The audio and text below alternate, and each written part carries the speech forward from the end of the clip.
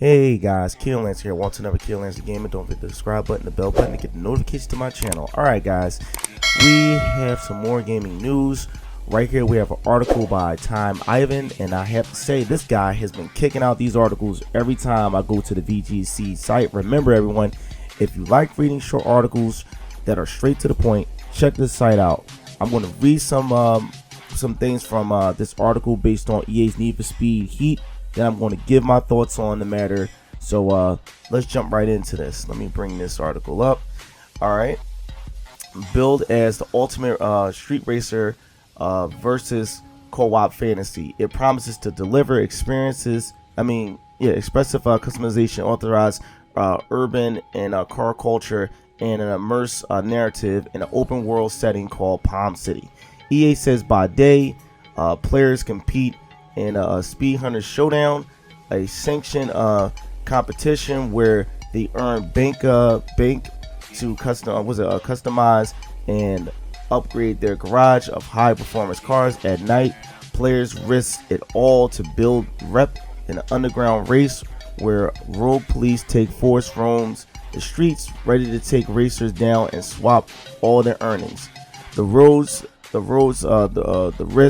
and the rides never end in the street race where a player can roll deep with their crew, build their garage up full of hot cars, and make the city their non-stop playground. Now, I find that very, very, very interesting, and I'm excited for that. I haven't played a Need for Speed game in years because, literally, guys, I haven't found a Need for Speed game that interests me that was like a main part in the series. This game will be released November 8th, 2019 for EA Access for Access members. November 5th, they will be able to access it a little bit earlier compared to the release, the normal release date. So far, I like what I'm reading from this game, and I feel like Need for Speed can have a comeback. They're heading in the right path: customization, open world, building rep in the underground, and more. I want this game to blow Need for Speed Payback out of the water, but hey, you know how EA does his games. So I will be looking for the reviews and gameplay before this game is released, because I would love to have a new racer underneath my belt. Payback had so many problems, but the main one was the microtransactions, that people were complaining about for customizing your car with every little detail. Also, the story of the game, which we know the story is not important in the Need for Speed, in Need for Speed. It's the cars. It's the stunting on others, your sweet ride. The Payback story was very weak. It had many Fast 7 puns and vibes. For those who haven't played or seen this game, I will place the link in the description below. But this game was like, the theatrics just weren't good at all. I don't get me wrong. The game to me looked good. It's just I felt as though that there was so much that could have been done with this game. And as far as though, like, I think that the game could have been a bigger open world. It could have been not just cinematic, because it was very, very cinematic. Sometimes I feel like you didn't have control over the car. I just felt like every time you would do a certain particular part, the car would just take control of itself. And I had tried the demo to the game, and the thing is, like, I don't know, I really wasn't feeling it. And also, by me watching the the gameplay to this game as well, I wasn't like totally impressed. I just feel like this game was missing something. I don't know, it just felt empty. It didn't feel like a Need for Speed game, and normally, like, when it comes down to Need for Speed games, it gives you this thrill, this rush. I'm sorry, Need for Speed Most Wanted was one of the best Need for Speed games that was released for the Xbox and the PS2. Now that was a Need for Speed game right there. Like, that was the last of the best Need for Speed games, and I feel like EA is not capturing that concept. I feel like they're not capturing it at all. I just feel like they're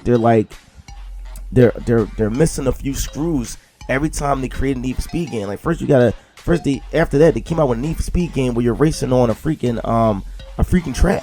Need for Speed was not about racing on an official NASCAR track. It was about racing in the streets. That's what it was all about. Even since the first Need for Speed, the one that was on the PlayStation, that was one of the first Need for Speed games I played. The first one on the PlayStation with with not so great graphics, but it was revolutionary for that time. And you know, like that game itself gave me thrills, and I was always saying like, yo, that would be nice if they made this game like a 4-player and stuff like that. And sure enough, they answered my prayers when it came out with the next rendition of Need for Speed, which was on the PS2. And I thought that was really, really cool. You know, racing against friends, you know, being able to customize vehicles, which I wasn't expecting that, you know, and one had brought that into play. But when you got like, you know, when you make games like that and whatnot, you know, it's hard to live up to the next rendition of those particular games. It's really hard. It's because there's so much that's expected of you and stuff like that. But also, since game companies changed throughout the years, you know, their business models change and stuff like that. So, you know, you become more money hungry when it comes down to making games. When you think of other ways that, oh, okay, we need to find more ways to bring in a profit and stuff like that. Oh, okay, or we can slap anything together because of the name itself. And you can't do games like that. You can't do games like that.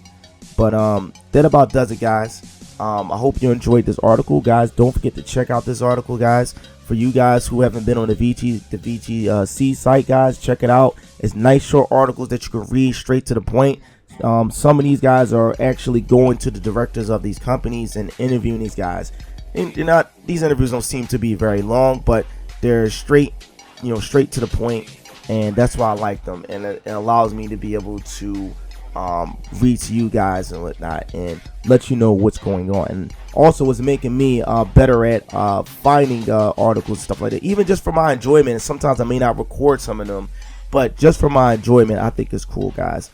But anyway, don't forget the bell button, the subscribe button to get the notifications to my channel. We got more articles from the VGC website. It's Keel Lancer, and we got more.